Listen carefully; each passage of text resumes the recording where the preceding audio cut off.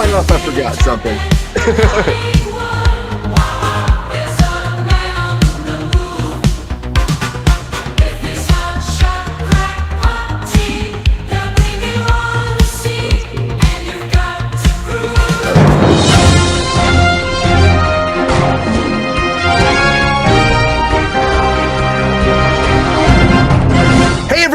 Welcome back to Kruse Control. It is Sunday. Happy Easter, everybody. Happy Easter. Welcome to Kickin with Kruse, guys. I'm your host, as always, Brian Kruse. We're trying something for the first time here. Well, I've been trying to build this up, a little one-on-one time. Myself, the host, Brian Kruse, as always. But it's time for some Kickin with Kruse. I'm going to sit down with my buddy, Mr. Sean Sullivan. What's up, Sean? Good to see you, man. Hello, everybody. Yes, he has risen indeed. Out of bed to talk about Daredevil. How are you guys doing? Hope you guys have a lovely 420 and Easter. Good combination out there. Please stay safe in the pit getting those Easter eggs. Yeah. Happy Easter. Yeah, man. He has risen. That is Daredevil. He's born again. Yes. Born again. It's on theme. It's on brand. Yeah. It's all here. It all works. I just think it's kind of cool that everybody's talking about Daredevil. You know, we came back after 2019 was the last season, I think, wow. Right? Yeah. And then Charlie Cox kept saying he wanted to come back. We had the whole 18 episode series going to happen. That got canceled, changed to 2 seasons. The showrunner drama, that's crazy. It drives me nuts. But I think that what they've done with it, I'm excited about the direction it goes. I really am. But yeah. And I am. Come on, Sean. Come on. They gave us a mixed bag, right? Like I honestly felt like aside from 4 or 5 major things, like I couldn't tell you what happened between episodes 3 and 6, let's just say. Like that's kind of a nebulous thing in my head. I really only like the what mattered, right? We got Fisk taking power. We got Daredevil, reluctantly becoming, toying and flirting back with becoming Daredevil again. And we got a nice little crazy, hyper violent, final action scene. And then just everyone standing around a bar like, all right, let's go actually do something next season. Like the Hector Iola, whatever. The White Tiger, stuff was interesting. All the Red Hook, Freeport, whatever was great. Very good to see Bullseye again and have his character be so consistent throughout. Screen Crush, shout out to Screen Crush and heavy spoilers, but they did a beautiful breakdown on all of it. But specifically, I really appreciated the how consistent the character of Bullseye and how they've used his even audio cues in the Netflix show made its way over here, how the color drama even kind of played into it. But it was just a mixed bag for me. I liked it. I think on the whole I was enjoying it, but there are so many little things where I was like, this was too they just wanted to kind of recapture the Netflix magic.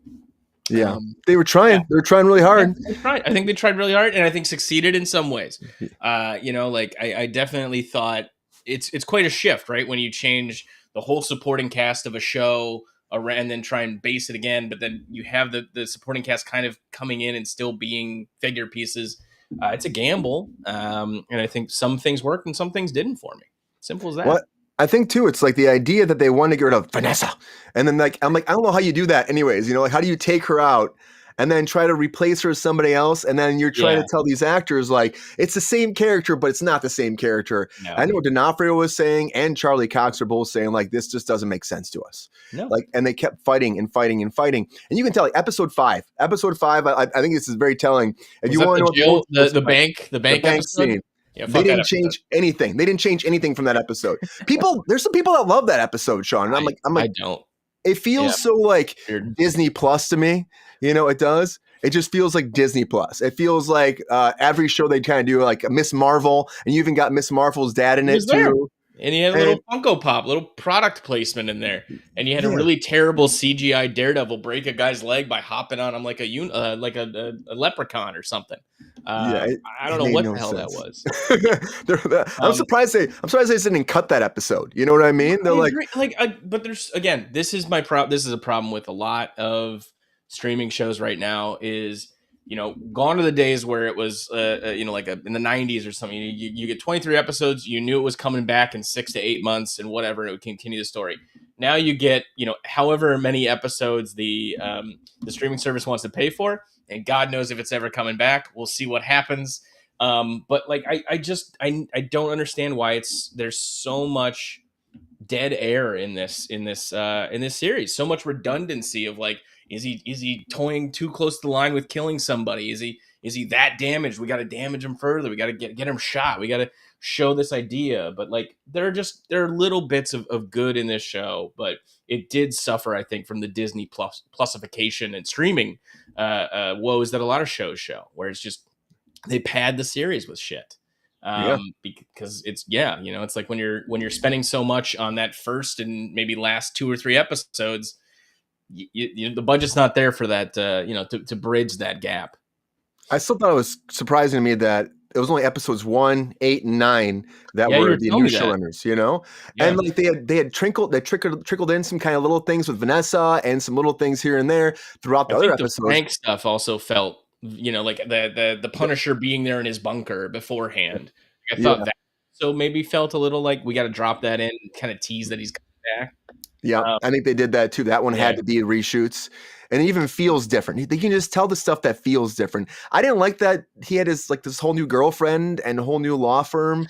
It was too quick. It was too like quick. I understand it. I understand a time jump. I understand the need to kind of separate and kind of stand on your own from the Netflix series, but so much of that old show worked because the ensemble. A lot of those Netflix shows only worked because of the ensemble around the crew they put around that character. I was very nervous in that first episode because they were just throwing a lot of new people at us, and then all of a sudden the old ones are gone. Yeah, I don't know. Like, and they were the heart and soul. I'm not against change. I'm not against evolution of characters by any stretch of the means, but it just felt so abrupt and unearned. That's I think the number one thing. Like it all that change to him and what he went through with Foggy's assassination. It just felt very unearned that we're getting all these new supporting characters, and he's moved on, and he's got this successful law practice, and it was like I don't know. It didn't feel to me. It didn't feel like a believable arc for that character. There was like moments where I started seeing Matt trickle through, like the moment where he finally puts the costume back on. He's like, "Fuck it," and he goes out there and puts it on. When he started to be himself again and admit that he had to be Daredevil on that other side of the coin for sure. And I was telling you before we came on, I've been rewatching Daredevil, like the original Netflix show, and like between seasons 1 to Defenders, I even watched Defenders again, even though I told myself I never watch it again. I watched it again. Good luck to you. I mean, Iron Fist was tough. He's just tough. He's like the biggest focus of that show. And I was like, okay, whatever. But then you get into season 3 and it really doubles down on Matt's whole like Catholicism and like his belief system, and he's torn by that and trying to figure it out. And that's not really here at all. Like there was one moment, I think in the first episode, where he looked at the church and he kind of like walks away from it. And I know the showrunners are saying like he was, enabled to, get back on track. They put that in there to be like he's stepping away from that too, and Daredevil and himself, and trying to ignore all that. But it was so ingrained. I think it adds a different element to his character that we missed in this season too. I hope it comes back next season. And I think these days would actually make it more like people would probably watch it more because of that. I feel like that would draw more people in too. I don't know, And I think that missed a big part of his character. But I still like when we actually got down to 8 and 9, you get to see Punisher and him getting in there. You get to see that dynamic. It feels like the show a little bit more and more and more. It's building. And even like when Karen eventually pops back in, I'm like, fuck, you can tell that was missing. Them together on screen, the little like that was powerful. Yeah, exactly. That was powerful. Even the Karen and Punisher stuff was great because they planted it so well in his show back in Netflix. Like that felt believable to me. Like again, like I was not surprised when you told me about the episodes 1, 8, and 9 are being the majority of that, because it just that I feel was the strongest part of the story. There are a couple things that I had an issue with in number 9 is like Matt barely put up a fight with Frank killing people left and right. He said Frank no a couple times. Granted, he is nursing a bullet wound or whatever, and he's favoring his other arm, but like he was just letting Frank just explode some heads. And he was. And that to me, that fight together, because so much of the comic or so much of comics lore between these characters is Frank seeing the hypocrisy in Daredevil's and honestly, frankly, all vigilantes-ness, right? Like you see Batman beat up a guy and you don't really think about the henchman on the other side of it, having to get health insurance to go deal with the chronic fatigue that he's experiencing because of his closed head injury. Like these vigilantes are leaving broken people in their wake, and somehow Frank's the bad guy because he kills them instead of giving them a lifetime of painkillers and opioid abuse. I don't know, man. Like it is an interesting argument to get behind, but I did feel like we've seen it before. There's but yeah, he barely was like, Frank, don't do it, Frank. Until you about to kill the last guy. Like, don't do this. Bam, shoots that guy. Don't do this. No, don't do it, Frank. Boom. Oh shit. Well, then let me just hang this guy with my billy club, and acting like hitting somebody in the temple is not going to maybe kill some guy. There was a little bit of that. There was a little bit of that darker side of Daredevil that's come out, which is an interesting arc for the character if what I believe season 2 is going to focus on or go toward. Because especially in this era of the comics, after this kind of stuff happens where Fisk becomes mayor, Daredevil takes an arc, and it is straight darker. So it'll be interesting to see. I know that there was it feels like that. The promo art of him in that black suit, we really didn't get a lot of that play. Where's that gonna come out? So I love that black suit. I'm like, I know people have been asking for it for a long time. It looks cool, and you can't hide that shit. People, it's all in the news right now. So how are you gonna hide him? That's the other thing I wanted to talk about too, because it was like I felt like the announcement had to be mid-season or so. John Bernthal got all giddy and excited about it, and he started talking about his Punisher special that was coming up. It completely undercut the stakes for me. If I know that we're going to get that, I know that nothing substantive is going to change with this character. Even the fact that he was put in a cage, which, by the way, major inconsistencies with cage design, Wilson Fisk. Stand up, and then the next thing he's standing up, he's shaking the guy, he pulls his arm. I think there's 2 different cages in there. It depends on what day of the week it is. They get to rotate cages. I guess, they get rotated. They got to clean them out. They got to go in there and scrub it. Everyone, all right, come on, hand shackles up, and then they walk them around. Move them out. Like Secret Invasion, they just put them on that little, elevator disc thing, and there's nothing to do. We don't talk about Secret Invasion. They were in comas for years, I guess. I don't fucking know. That show made no sense. That show made zero sense. Let's be honest about that. I can't go back to Secret. Give me Secret Invasion Born Again. Give me a Secret Invasion that's closer to like the promise of the you can't trust anybody story arc. It's like people hated on that, and it's like that was really bad Marvel, and people are trying to hate on this a little bit, and I'm like, guys, I get it. There's inconsistencies here, I get that, but just know that the direction is going in. I can feel, John Campea was like, I feel like this whole season setting up for season 2, and I was like, well, because honestly, we knew, I don't disagree with that, but we knew that's where it was going, though. We knew that season because these showrunners didn't have a full season. That of course the next season will be theirs, and even like the head of Netflix said, or not of Disney Plus said that they want to do one season every year. That's the plan. Every March, a new season of Daredevil. And as long as I know, I'm worried about it. I'm worried that people won't tune in because people got like frustrated with a lot of the stuff that happened in this season. I still think the acting is amazing. Like the acting is amazing. D'Onofrio is better than he was before. Charlie Cox is better too. They're just great in these characters, and I love what they bring. I was really impressed with them, but like that was the expectation too. Like I think the series hinges on their 2, and they barely got a ton of screen time together. Oops, sorry, hit my mic. Can you hear me? Yeah, I can hear you. They barely got that much screen time together, and you had to have. But D'Onofrio was amazing. I thought Vanessa did great. I thought the little soprano did all right too. I like him. I like him quite a bit, his man. Evolution of a character, right? Like that eager little go-getter that suddenly shows up to work one day after he had a good performance review with the button undone.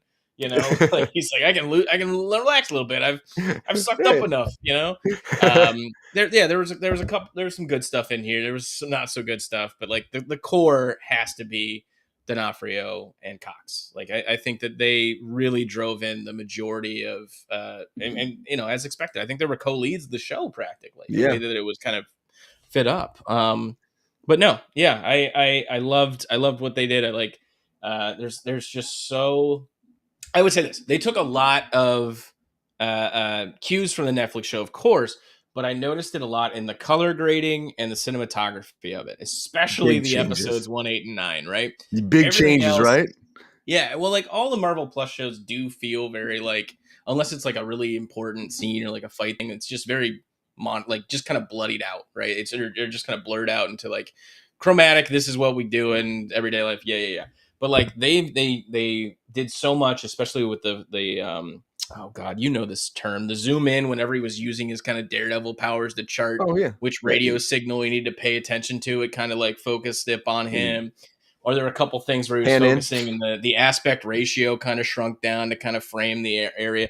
Like there's a ton of that I enjoyed seeing, but all the push-ins were great. All the push-ins were great. The macro shots where he gets really close to his ear, and you can see like him thinking and the slow motion they do with it. Yeah. They did a lot of that in the Netflix show. They did. And it really you can feel that kind of energy. I just think that the big thing this show has been missing really is that Foggy Karen element. And do we and you know, and the Muse thing was interesting too. Like they built Muse up to be this big bad guy, and they kill. Even the showrunner came forward and said that he was gonna be a bigger part in season 2. I think he was just trying to throw people off. For how much it was touted and how many cutaway end of credit scenes we got of him stringing up somebody and painting, to just have him disposed like that. What a letdown. Like, to me, I mean, honestly, you know, there is a version of the show that exists before the reshoots where that was the end of season 1. Would likely have been perhaps Muse getting away, or maybe they replanned it or whatever. But like, it did feel very anticlimactic to get rid of this, you know, this mythological serial killer that's out on the streets and painting. And, you know, I was very surprised that they handled getting rid of such a powerful character like that. That's a good point. That might have been like the end of the show before, because he did say before there were going to be like a mid-credit scene where you see Muse again. So maybe that's what the thing was, and then he wasn't going to go into season 2. But they're like, no, this is more about, you know, Kingpin and Cox. This was about, you know what I mean? Get them together. Yeah, what's really interesting, especially that idea of a street level vigilante, almost copycatting or being inspired by. The Punisher comics have a huge history of that, to varying degrees of success. But there was an initial run by Garth Ennis on that, and it introduced 3 or 4 kind of vigilantes and kind of followed them, trying to evoke Punisher-like mythology in themselves. It dealt with ideologies, it dealt with religion, it dealt with just like socioeconomic conditions. It dealt with a lot, but like there's a ton of, if we really want to continue down that line of someone's been inspired, or there's another vigilante that's kind of giving other vigilantes a bad name. Oodles of those characters are out in there that can easily be supplanted into this. But for where I would love to talk to you about this. Where do you think the show is going to go in season 2? Because I think the easy thing to think about would be, well, hey, you know, we got to build an army. Defenders was kind of an army. It kind of was. As successful or unsuccessful that was. But did you see? People didn't really. I don't really been talking about this. There was one shot, and I think it was episode 9, where they're showing throughout the city, and there's a guy in a yellow sweatshirt with his back changed, and there's a girl in a black leather jacket with jeans with her back turned too. They were like establishing shots, like trying to pan through New York fast. And I was like, Luke Cage, there's Jessica Jones. It looked just like them, like the same wardrobe, but like their heads are turned so you can't see their faces. It's tough because you the fan in me is like, oh man, that'd be great. And then the skeptic of me is like, that's some fan service. Yeah. It could have been fan service. If that's where season 2 is heading, I'm fine with it. I thought especially Luke Cage, his show was great. I thought the respect to Harlem culture was just beautifully done. Like the villains were believable. The main kind of antagonist like felt very real and lived in. Like I really enjoyed Luke Cage. I'd be excited to see that get another swing. Yeah, he was good Jessica too. Jones kind of ended on a down note for me, if I'm remembering correctly. Yeah. That was like Nuke was in there, right? Yeah. The drugged police guy and all that shit. I watched the first season. I didn't watch the second season, and I feel bad about that. I just was like, I thought it was okay the first season. Was it Kilborn? Is that his name? Kilgrave? Oh, Purple Man? Kilgrave. Yeah. Whatever. Yeah. I was just like, it was okay. And then their love connection was, or their past and all that. I was like, okay. And I like her though. I do like Ritter as that character. Yeah, of course. I think she's great. And she does want to come back, and she has been shooting in New York for Dexter while they've been shooting this. So maybe Dexter's a whole subterfuge. Dexter doesn't even exist. She might not be. It might have been a big secret Jessica Jones lie, but like, even if this is leading this way in New York, and it really depends on me. What depends to me is how much of the reshoot stuff is going to be continued in versus is Disney going to just grab back control and be like, you had your fun, you did what you needed to do, you told your story, now it's our turn to monetize this and commercialize it as much as possible. I hope not. Because we just have so many that's the curse of comics, especially Marvel, because it's primarily taking place in New York. There's just a lot of heroes out there, and especially when you consider the Disney Plus of it all, like Spider-Man. You're never going to see Spider-Man in there. No, I don't think we're getting Spider-Man. It would have to be like Andrew Garfield. Sony. Yeah. Oh God. I mean, because it's not going to be Tom Holland. Can you imagine Tom Holland with D'Onofrio, who's like squeezing guys' heads and destroy? I mean, they're not going to have that. That melon squeezing scene. Wow. I feel like I have a high tolerance for gore and all that stuff, but even me, I was like, whoa. Yeah, me too. It was. I'm like, is he really going to do this right now? He did it. They did 2 takes too. It was the second take. They went with the second take because of the first take, the blood didn't go right, and then the second take, they used even more blood, and they said it splattered right. Just do more. Always use more blood. As someone who had to set a squib off one time, that's a fun. I had to do that. I love squibs. Oh man. Yeah, it was a little independent film back in early college. Actually, I was just helping out, and they're like, "Hey, can you just whenever I say go, just turn this nozzle the wrong way," and then blood shot out. That was fun. I saw so many squibs on Westworld. Bam, bam, bam. So many squibs. They're awesome. But like, great. If it's building an army, you look at where it is that the army has to take place, and that's New York. And who do we know in the surrounding New York area that's already been established in Disney Plus shows? We got Swordsman, who was in one of those cages. We got Miss Marvel. He's so cheesy, man. He's so cheesy, Swordsman. Yeah. Yeah, I don't really know if I give a shit. I don't give a shit. There's some other there's a really interesting take on the Swordsman character in Warren Ellis's run of Thunderbolts, where it's the hilt of his. Okay, so it turns out the sword. Can I 1 second? Yeah. Okay, Warren Ellis's Thunderbolts took place around the Dark Reign timeline, where Anyway, basically all the bad guys had won. Secret Invasion. Norman Osborn had come out of the big hero, and he got put in charge of Sword, which became Hammer, and Thunderbolts essentially became villains in disguise as Avengers. It was the Dark Avengers kind of thing. But the Thunderbolts seemed like that. Yeah, and Thunderbolts were essentially the villains doing the covert black ops of hunting down vigilantes.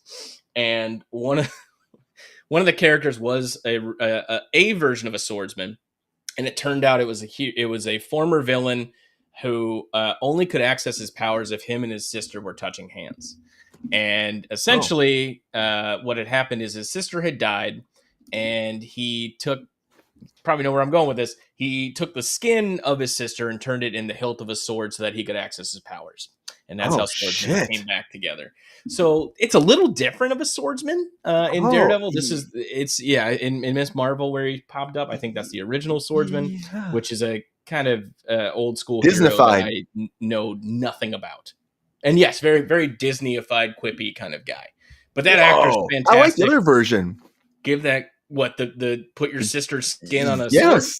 That's graphic. I don't know if Disney's going to get there. No, they're never going to do that. No. But Swordsman, Miss Marvel, Spider-Man obviously is the quintessential. And they mentioned Spider-Man in Daredevil this season. Yep. They have like a little thing where they talk about men in spider outfit or something like that. Yeah. But I think it's very believable, or could be. I mean, I did think they casted her a little young, but the White Tiger's niece does inherit the mantle in the comic book, so maybe, but I did feel like they'd cast her a little young, so probably not immediately. And they show her at the end as if she's going to do something too, and she was great though. I liked her acting in it though. I thought she did fine.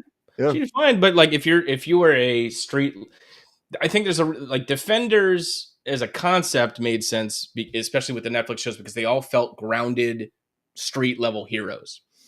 Having a kid with a magical amulet, a little bit of a stretch. Maybe I'm crazy. I think it's a Again, little bit of a stretch. I think so. Let me just again say how appreciative I am that even this stuff exists for us to talk about. I know. That's the biggest thing. I'm happy this happened. And I'm happy that Charlie Cox is back, D'Onofrio's back. They were able to fight for the idea of Daredevil, keeping it in the same universe, tying it together. Because it only makes sense that way, if you ask me. It's like, why would we do this and have the same actors and not? And I get like, well, it's the nostalgia of it. They're great playing these characters. Yeah. But I think that if you have them all, why not just dive into it and do it? Because there is so much more story to tell here. And they've already proven. With Mayor Fisk is a whole big comic. It's like it's a big part of the comics. Like, why not go there? Doesn't he have kids too, or something with Vanessa as well? Isn't there like something like that where it dives into? God. Okay, so yeah, there's the Rose, right? I think so. I think that's one of Wilson Fisk's kid is the Rose, if I'm remembering that correctly. I don't really know anything else about his kids though, so. But I mean, like, write us in the comments. Let me know what I messed up. There you go. Yeah, let us know, because I really thought that like Vanessa might die this season too. I'm like, they didn't want her there. They're gonna kill her and like cause this whole like shift in the dynamic. But they kept her. Yeah, I think that she survived. The character obviously survived too much in the previous shows to make it think that she was gonna die this time around. I like the turn that. I like the turn and reveal in this series that it was her in the machinations while Fisk was doing whatever the fuck he did in Hawkeye and Echo. Yeah, right. I don't know why the fuck he was over there. I'm sorry, Vanessa. I got back to you, you know? And she's That's just great. like... Great D'Onofrio. Really good. And you know, and then she's just like trying to kill Foggy, which I'm like, or she did kill Foggy. That's okay. If Foggy, the showrunner also said, he said Muse is going to be back, but Muse is not going to come back. He also said Foggy's going to be back, but I feel like Foggy might be done. Like, I don't know, but he's done press for Daredevil a lot. Yeah. I mean, do we bait and switch and bring him back? I thought he was going to be in one of those cages for a second. I really did. I thought we were going to see Foggy in a cage, and then we didn't. And I'm like, are we just not going to see Foggy at all moving forward? I think the reveal of the whole subplot of Rock, whatever the fuck it was called, being a free port, I thought meant to me that he's dead. Like, I really didn't see a point. I know that there was a lot of conjecture that it was a fake assassination attempt for some reason, and it's not. I think there have been some some iterations of the Foggy character that did betray Matt a couple times, but I just the way playing it like the Netflix series, I just didn't see that happening, that it was all going to be some kind of fake thing. I don't know. They had that comic book number, Sean. They had that comic book number on the back wall when they were walking out the building. Everyone's talking about that, you know. That's again, that's subterfuge. That's what staging and prop hands having fun. Let them do it. I think it's great because again, we're talking about it. We're analyzing so much little footage. I'm rewatching the Fantastic Four trailer at half speed to make sure I understand how the fuck Silver Surfer's operating. Like we're gonna tear. That's just what we do as fans. We're gonna tear it apart until it makes sense for us and feel like, hey, maybe I know something. Maybe I'm in the in crowd on this a little bit. But yeah, I don't expect to see Foggy again. If we do, it'll be another like really well done, kind of like a flashback to the three of them having fun again or something. But I do think it was weird that Karen just kind of showed back up. Why we didn't really get an explanation of why she's there. Or, I get she had to go, but like, give us a reason why. I don't know. I was expecting them to use her a little bit more, if that makes sense. Well, she had to bring Frank in, right? She had to bring Frank in. That was nice. That was well done. I think that there was good continuity there in terms of those good connection relationship for for sure. Yeah, for the Netflix series, of course. I really did buy. I did buy that. I'm like, oh, it makes sense. I'm like, where's Karen? I'm like, waiting for her. You know, he's like, who told you I was here? Why are you here? He's like, I'm not gonna tell you, Red. I got a phone call. Yeah, I got a phone call. I got a phone call, Red. That was a nice reveal where she pulls up and she helps the wounded soldiers into her car. That was nice. And then they're all. And then he goes shotgun. I'm like, shotgun. That's what you're saying, shotgun. I actually liked it. I like that because he's not completely gone. I mean, this series has definitely given, has fucked with. I mean, as every series of Daredevil, it's about fucking with Matt's ideas and his moral compass and all that kind of shit. And I get it. You can fuck with that a lot, but just seeing him break loose and almost, I get it. He wanted to kill Bullseye. Yeah, I get it. But man, Bullseye. He's so good. I forgot about how good his storyline is from the Netflix show too. Like, I'm watching. They built some really good shit for that character in the Netflix show. I'm glad we didn't see bullseyes on his eyes because I thought that made no fucking sense whatsoever. Yeah. We almost got him in a costume. He's got a really great, a really classic style to his costume. Next season, I don't think we'll ever get it, to be honest with you. But it was nice to see him because I think I'm blanking on the actor's name, but I thought he did a fantastic job stepping back into that role and making it feel believable, a believable progression for his character. Yeah, I think. Let's see, what's his name? Wilson. Bethel. Is that his name? Yeah. I think he did great. I think he did great. I really do. I liked him in the Netflix show, but I forgot, because he went on to do Stargirl too. I think about that. He was in Stargirl. He was like the main villain in Stargirl. I didn't watch any of the CW stuff, and they even did an Elseworlds event. I love those. Should have been, but I didn't watch any. Brandon Routh coming back to be Kingdom Come Superman. That was cool. Not Tom Sizemore. I'm like, whoa, what? What's the guy from Smallville? Oh yeah, right? That guy came back. Tom something, right? Yeah, it's Tom. Oh my God, Jordan be on my ass. Tom. Yeah, he came back, but he was like, I don't have my powers anymore. Sorry. Yeah, because like Lex Luthor comes in, because otherwise he's. Anyway, there's plenty of comic books that deal with that. Also, there was the show's coming. Oh, that's cool. I found out recently there was a deleted scene from Hitch where he's trying to have sex with a woman and he shoots holes into his trailer because of his super sperm. Oh boy, that's why Superman doesn't give up his powers. He's gonna blow out the back. Anyway, happy Superman Day again Easter, from Friday. Guys. Oh yeah, Easter. Superman Day. It was Superman Day on Friday. Yeah. Brian, how did you celebrate Superman Day? I built a show and I gave him a little honor during the live show. Well, I picked up a Superman for All Seasons reprint of #1 by Jeff Loeb and Tim Sale. Beautiful story. Look at that. Beautiful art in there. Oh yeah, it's great. This was like a free giveaway at my local comic book store, Dreamers and Make Believers. If you're in Baltimore, come check them out. Cool. But Superman for All Seasons is a very classic story. And Tim Sale and Jeff Loeb, very great team of creators. They did a ton of really good Marvel stuff. It was all based around colors. Captain America, what was it? White, or Superman, Daredevil yellow was one. Spider-Man blue, that kind of stuff. It was good. So he did. Yeah. So it was Superman Day. Superman was a great day. So, there you go. But yeah, love you, Daredevil.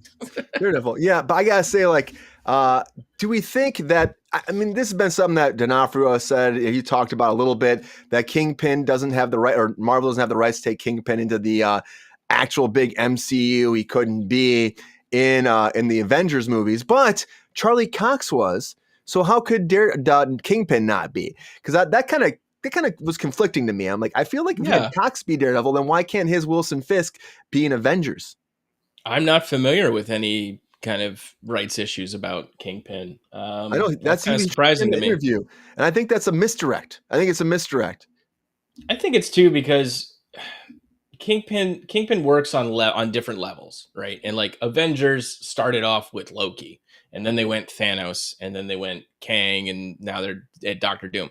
Then we got And Doctor so Doom. Yeah. I can imagine at that stage you've skipped a street, a street level Kingpin.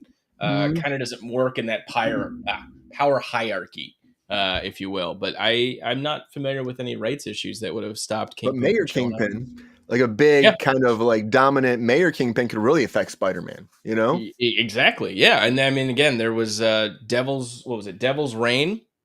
Look up Devil's Reign. That's kind of where I think this show could be going if we're going to continue to follow comics with the Mayor Fisk, vigilante, anti-vigilante task force. I think there's some things there which could lead to Shadowland, which was a very, as I mentioned, a darker Daredevil take. Kind of became a demon. So keep that in mind, kids. You never know. Shit, a demon. I don't think they're gonna go that far. No, I doubt it. I mean, they did give us that yellow suit, but they went back on that, right? Yeah.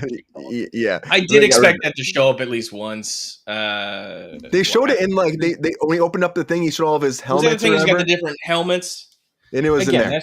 That's just fan service and teasing us. Like, look at all these props we painted different colors for you. Go away. Yeah, go enjoy. Fanboys. Yeah, we said it now.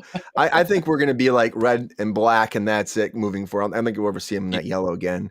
I think they realized like that was too Disney-fied, kind of, Well, I think it's interesting too because like the Netflix stuff was very dark, and it was a blacker kind of take or a darker kind of take on that suit. And then one of the last things you see in the last episode is him being illuminated by like a car's brake lights, and it kind of feels very vibrant red that he's in that, and kind of that devilish kind of look. So hopefully they go a little bit brighter. Maybe he can feel a little bit. They broke him down so much this series. Maybe next season's about him finding hope and being a little bit more brighter about it. But I don't know. We'll see. He's gonna be finding God. That's why again. He's gonna find God again. Perhaps. I mean, they did this pastor in that Netflix show, so right? Yeah. Wasn't it? Yeah, I think so. I don't know. Yeah, there's some crazy stuff in that show. It would be nice to break. Like the one time we found him happy was in She-Hulk. Yeah. Right. Like when does that exist? You know what I mean? Where does that actually exist? I guess that's before Foggy dies, right? I still am I'm very confused why they introduced us to Hulk's son at the end of that show as like there you go, and look how terrible he looks. He's a bald kid Hulk. I think they were trying to do World War Hulk or something like that, but I think that kind of got pushed to the back burner because of rights again.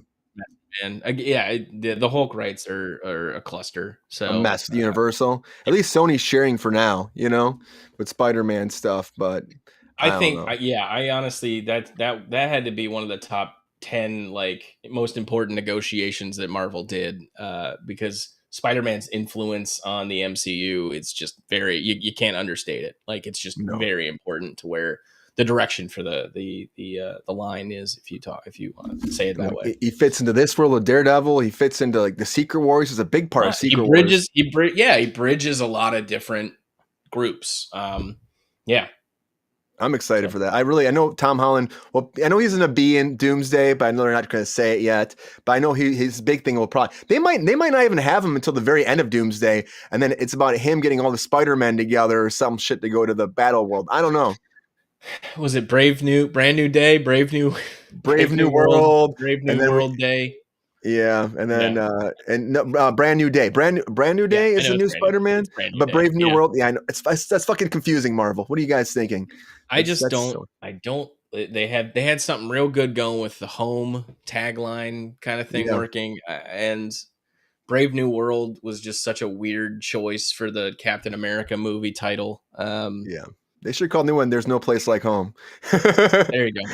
Yeah, just Ruby slippers. That'll be Ruby slippers. It they get him back to like being with his family again, and Zendaya, and or maybe a new Mary Jane, because we do have again. I know. The what the hell is the Stranger Things Sadie actress, Sink, right? coming in.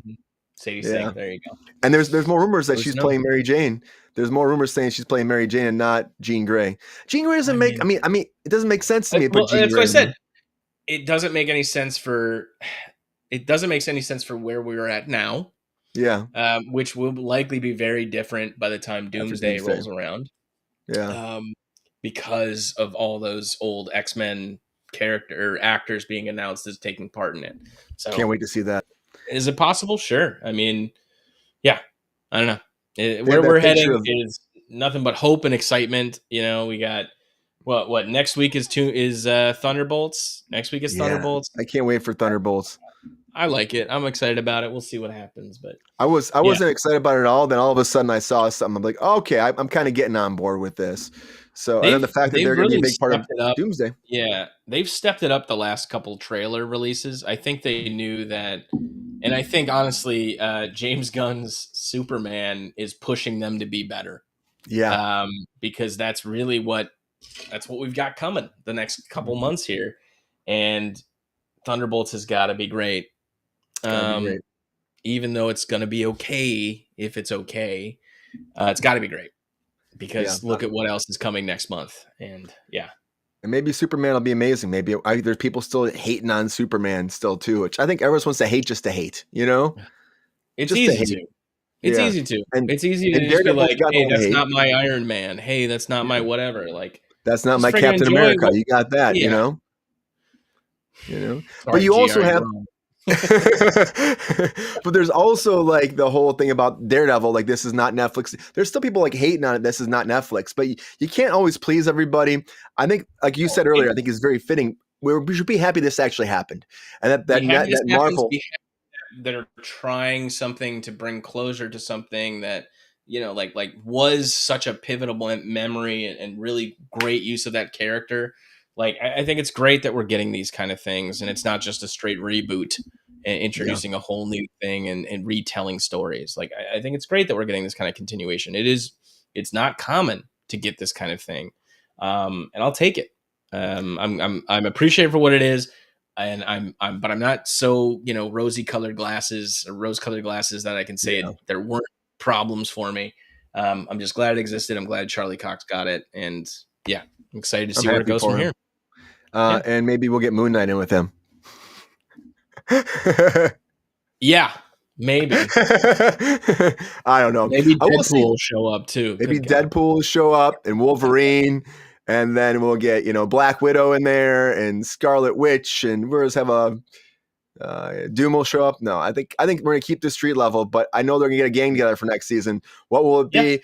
Hopefully it's not just his lawyer buddy who investigates stuff. And hopefully we actually get some actual powers, maybe. I don't know. It didn't work, guys. Our army failed. It's just me and this grizzled old veteran cop. Oh no. That's it. Which we never heard of ever before, but we've been best friends for years. So it makes sense. That's Disney sometimes. But I'm happy they did it. And guys, I'm just happy Daredevil's coming back. I'm excited for season 2. Sean, I think season 2 is going to be even better, of course, than season 1, as long as we keep the same trajectory we stopped with on season 1. But I do worry what you say if Disney tries to take it back a little bit, which I hope they don't. We'll see what happens. We'll find out. But thank you for talking to me about Daredevil today, Sean. Yeah. Thanks for having me, buddy. Yeah. Happy Easter. He is born again. Daredevil. Born again. Thanks for being here and Kickin with Kruse. We'll see you back on Wednesday, right, Sean? Hoping so. Let's do it. All right. Until then, take care of yourself. Enjoy your week. Guys, we'll see you back on Monday. I'll be back tomorrow live, and then we'll see Sean on Wednesday. But until then, everybody, see ya!